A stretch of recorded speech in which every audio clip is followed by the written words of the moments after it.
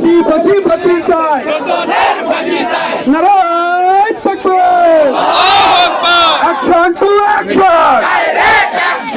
বিশ্বনবীকে অপমান করেছে, তার বিরুদ্ধে প্রতিবাদ করার জন্য আমাকে তৌফিক দিয়েছে। তাই সকলে বলি আলহামদুলিল্লাহ।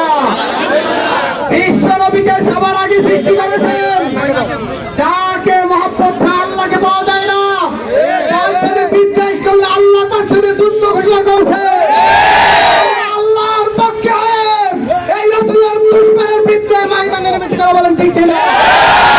এই সম্পদ সাধারণ কোন মানুষের সম্পদ নয়, বিশ্বের সকল মানুষের জন্য তিনি রহমত।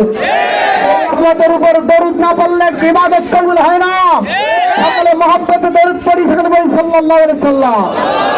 সংগ্রামী ভাইরা আমার, আপনারা আপনাদের ইতিহাস খুঁজেন।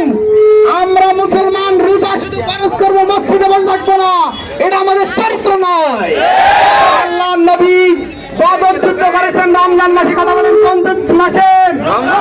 রমজান মাসের রোজা ভেঙ্গে কাফির মুরতাদদের বিরুদ্ধে লড়াই করেছে। আমরা দরকার হলে রোজা রাখবো না, এই তাগুতের বিরুদ্ধে লড়াই করে জীবন দিয়ে দেব। এরা মনে করছে দেশের মুসলমান ঘুমিয়ে আছে, কিন্তু না, আমরা ঘুমিয়ে থাকতে পারি না।